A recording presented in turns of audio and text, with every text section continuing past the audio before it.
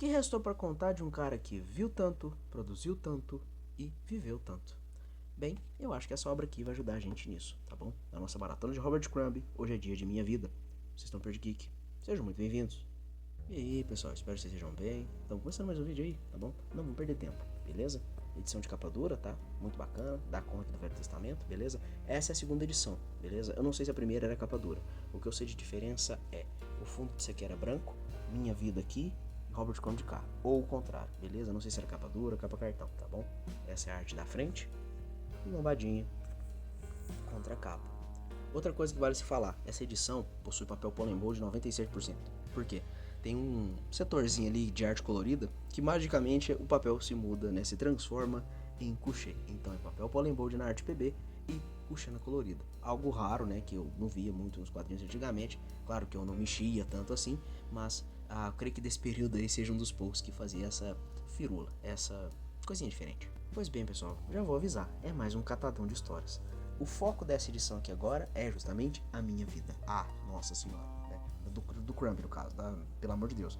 Mas assim, diferentemente do América, que era sobre a visão dele em meio à sociedade moderna, não sei o que, no caso aqui do Minha Vida é um lance mais introspectivo, pessoal, familiar, né?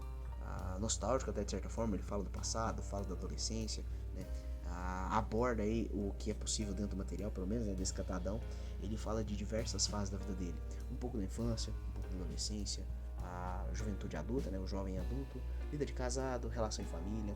É um material bem diverso assim, bem diferente, muito bacana mesmo. A arte aqui desbonde, foda pra caramba, muito bacana mesmo. No caso, eu sou suspeito pra falar, né? Estamos fazendo a maratona do cara, então quer dizer que pelo menos eu tenho um mínimo de afeito, né? Um mínimo de afeição, um mínimo de carinho pelo trabalho e quem sabe pelo sujeito também. Essa edição do Minha Vida, ela possui uma arte muito bacana que é o Crumb, digamos assim, que eu aprendi a gostar, né? Que eu gosto pra caramba, né? Você bate o olho, você já saca que é ele e é impactante à primeira vista, porque essa é a vertente do que eu chamo de autobiográfico realista. Porque, digamos assim, que eu defino, né? Acho que eu brinquei um negócio semelhante lá naquele vídeo do Justiceiro do Garfienes, né? O pedaço do Bem-vindo de Volta Frank, na época do Marvel Knights, né? Tem lá as vertentes dele. Eu diria que o Crumb também tem algumas. Elas se mesclam, vai e volta, mas eu acho que também seriam três pilares. A autobiografia séria, o humorzinho, né? A zoeirinha cultural e o lance da saliência da macetagem. Como eu disse, né? Um pouco mais para um lado, um pouco mais por outro, né? Tem vezes que até se misturam, mas no caso do Minha Vida, mesmo que tenha uma outra coisa ali da própria vida íntima, né? E de, digamos, batidas de capacete, se é que vocês me entendem, eu creio que ele é a veia mais sorte, o pilar mais presente ali, seja o lance dessa autobiografia mais séria. Por ser um catadão, eu não consigo focar, né? Então vou mencionar aqui alguns trechos, algumas histórias. Por exemplo, tem a vertente ali, né, o segmento que não ironicamente é o pedaço que está em couché porque a arte é colorida, né? É alguma outra coisa também, mas é o pedaço dele falando sobre a juventude, né? A arrogância, a prepotência, digamos assim, né? Que ele era um cara intelectualizado, ele sabia das coisas e tal, né? E falando aqui a fim de comparação, tá bom? Diferentemente, por exemplo, do Eu Lavo Meu Baralho, nosso saudoso velho matador de urso, né? Que era mais à esquerda, deu uma epifania nele, ele falou, pelo amor de Deus, o que eu tô fazendo? E foi pro outro lado, vamos dizer assim, né? O Crumb se manteve à esquerda, mas pelo menos fez aquele lance da autocrítica, né? O lance dos movimentos coletivistas, algumas presepadas da juventude, porque eu acho que eu falei isso no Mr. Natural e talvez eu mencione isso futuramente também no vídeo do Fritz the Cat, tá? Fica o spoiler pra vocês. O Crumb e suas obras, alguns de seus trabalhos, né? Personagens como Fritz, como o Mr. Natural, acabaram se tornando ícones, né? Os personagens foram ícones e ele se tornou o ídolo involuntário para a juventude da contracultura, o pessoal revolucionário, né? O pessoal riponga, flower power, etc. E muitas das vezes ele não queria isso para ele, né? Acabou acontecendo e ele foi meio que se acostumando com isso. E no caso aqui da juventude que eu tô querendo falar, né? No caso eu vou dividir em duas partes, né? Ele enquanto um jovem artista, né? Nesses primeiros trabalhos e a juventude dele mais normal dentro de casa. Por exemplo, nesse da juventude dentro de casa, tem ali no comecinho, né, que é o velho, acho que Ranziza, Ranheta, tá até a arte pra vocês, eu separei, eu lembro que eu arrumei pra vocês aí, tá? Falando assim que, poxa, de acordo aí, né, olhando em retrospecto nesses meus 50 e tantos anos de vida, eu acabei vendo que eu era um jovem, aí tá assim, tonto, né? Podia ter botado otário também, pra ficar mais forte assim, mas ele colocou tonto. E aí fala, né, tipo, mostra lá a cena dele no quartinho dele lá, mexendo com os livrinhos dele, as coisinhas dele, né? E a irmãzinha dele ouvindo, acho que é musicais da Broadway, tá? Falando, nossa, coitado, como, né, tipo assim, né, dominada por esses meios de comunicação, esses meios de massa, essa coisa da Broadway, essa coisa posada. E é legal, assim, né? No caso da juventude tem esse lance da arrogância, essa, não diria maldade, né? Mas esse requinte, essa mania de querer se mostrar, de querer se aparecer, né? E aí é legal porque você se vê um pouco. Eu não diria que eu sou assim tanto, né? Minha juventude, assim, minha adolescência foi mais um lance de, eu não diria bem revolta, mas eu fui muito combativo com certas coisas. Não de ser um rebelde sem causa, obviamente, mas eu me vi metido em certas situações que, pra minha cabeça da época, não haveria como não lutar, não tinha como não fazer nada. E aí, nesse lance de achar pelo menos que vai peitar Deus e o mundo, isso sim, eu me vi um pouco nele. Eu não sou um exemplo de autoestima, por isso que muitas das vezes eu falei que eu me via um pouco nos trabalhos dele. É um dos poucos autores, um dos poucos sujeitos com seus trabalhos que eu consigo falar, isso aqui eu consigo me ver, isso aqui bate um pouco com a minha vida. Que é esse lance de se ver como nada, algumas coisas assim, né? Inclusive, eu não vou dizer que é igual a mim nesse sentido, mas a forma como o Crumb pensa referente a relacionamentos e a própria, digamos, eu não diria adoração, mas aquele lance do carinho, da afeição, né, do chamego, o afinado Aline Kominsky, tem alguns trechos ali que mostram a vida dele em casal, a vida dele com a filhinha dele, bem bacana, né? Ele fala, né, acho que no Minha Vida também ele menciona que ele não seria nada sem a esposa dele. E realmente, né, mais uma vez falando pra vocês, veja o documentário do Crumb que você vai entender pelo menos boa parte da vida do cara e o que passa, né, até aquela época pelo menos o que passava na cabecinha dele. Ela foi uma moça, né, uma pessoa, uma esposa, uma mulher muito importante na vida dele, pelas paradas que ele passou, pelo que ele sofreu, pelo que ele viveu, né, vivenciou, por isso que eu brinquei na questão do início, né, porque o cara que produziu, viveu e viu tanto, né, a família dele era uma galera meio da pá virada, ele teve que se controlar muito pelo lance do ego, né, por conta de ter se tornado um ídolo involuntário, então tinha vezes que ele usava isso como vantagem, tinha vezes que ele se odiava, né, tem trechos aí, como eu falei, o lance da juventude, né, esse negócio dentro de casa, agora eu falo um pouco desse lance do jovem artista, tem um pouco ali falando do ego dele e tal, né? Esse lance também da época de jovem artista, se não me engano, tem um trecho ali que é de quando ele teve a primeira experiência dele com LSD, né? Psicotrópico, coisa violenta, né? Que é legal, que a cara derretendo, a esposa dele, acho que a primeira foi a Dana, né? Uma moça fortuna, gorfando na cara dele, é engraçado pra burro.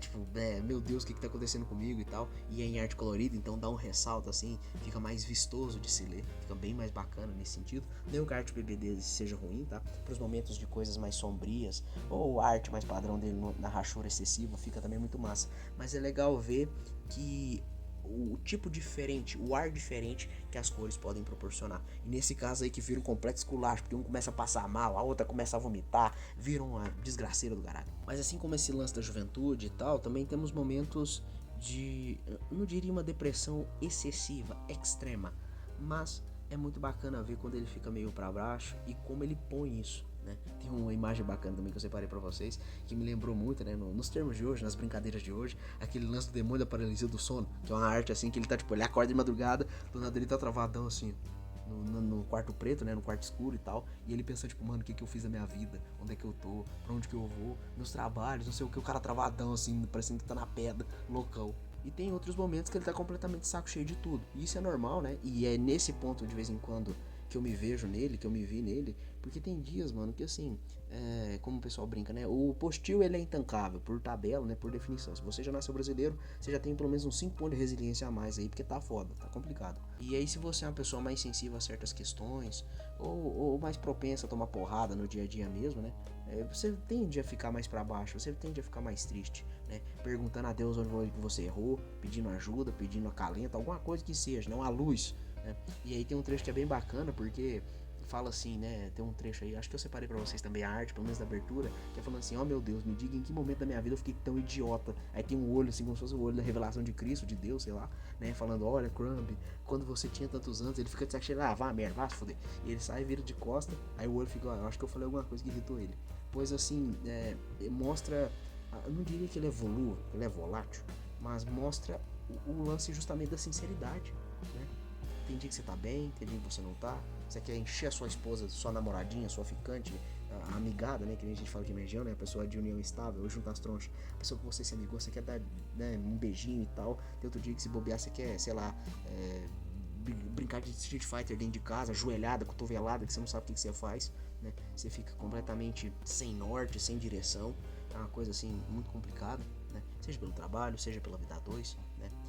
E no caso aqui é bacana esse grau de intimidade, né? Pelo lance das 3 vertentes, como eu brinquei novamente, mas esse caráter confessional, digamos até de uma certa sinceridade até meio extrema, mas eu admiro ele muito por isso, né?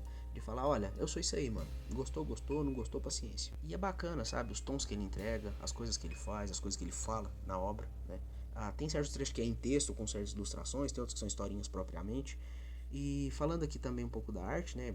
Eu falei que era o Rachurado e tal, mas vou pincelar agora um pouco sobre a Aline Kominsky, porque tem um trecho disso, se não me engano é o último arco na realidade, que é sobre a vida a dois, e é bem bacana, né? O porém da Aline Kominsky, tadinha, é que ela não nasceu com o dom do desenho, da contação de história até que sim, as historinhas dela são legais, são bem feitinhas, né?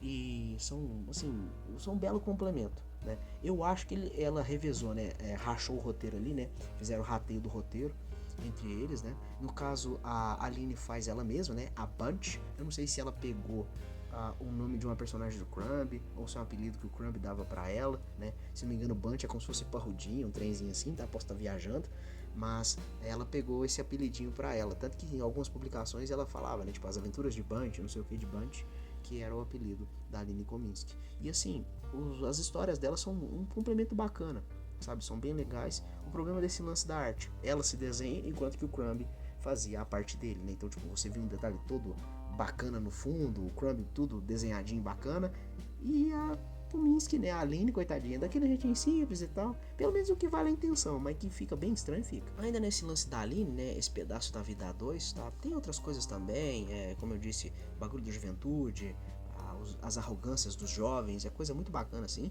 né? Como eu disse, diferentemente do América, que é nele na sociedade, né? Ele pra fora, né? A visão dele pra fora. No caso do Minha Vida é a visão dele pra dentro, né? Vamos dizer assim. Então, o caso aqui dessa vida a dois, né? Esse segmento da vida a dois da Aline com o Crumb, ele foi republicado.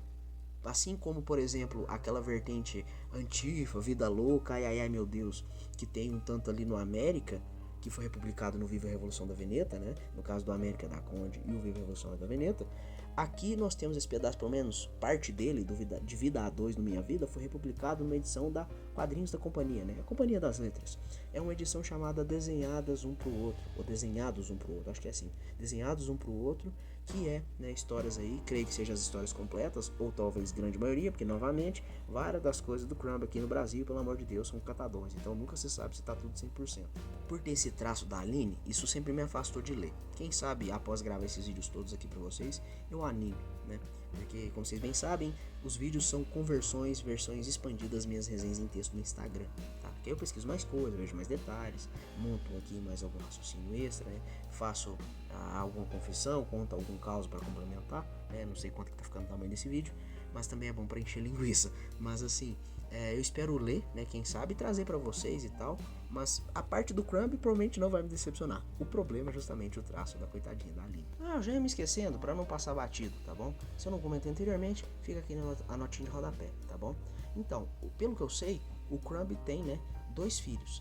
No caso, a Sophie, né, o Sophie Crumb, que é filha da Aline, né, a segunda esposa, e também temos o Jesse Crumb. Só que ele foi, se não me engano, como ele é nascido em 68, então eu acho que ele foi filho da Dana, que é a fortuna que eu mencionei em algum vídeo aí, ou talvez nesse próprio, porque eu falo muita coisa e tal.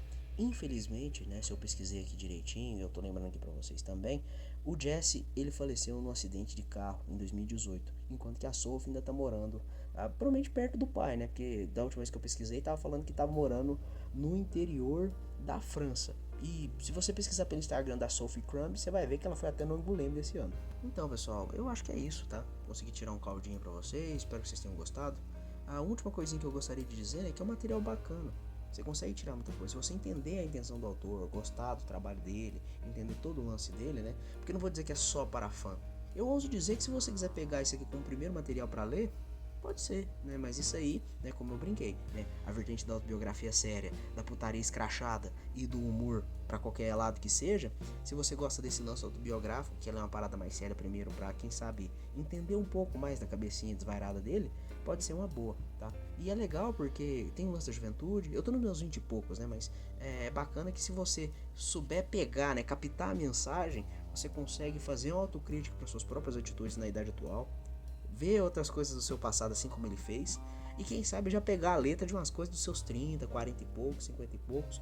Por isso que eu falo que ler e essas coisas, você absorver de forma bacana, pertinente, é tão legal. Você consegue, né, pegar sinais, né, digamos assim, o caminho das pedras de muita coisa. Para quem sabe não sofrer tanto, né, no passar dos anos, você consegue trilhar aí a vida, quem sabe da forma menos tortuosa possível. Ele é um cara que viveu, ele é um cara que sofreu, mas ele é um cara que continua batalhando. E não sobrevivente, como ele mesmo já disse algumas vezes, se não me engano, tá bom? Então fiquem com as artes, nos vemos na próxima. Muito obrigado por tudo. Um beijo, um abraço. Tchau, tchau.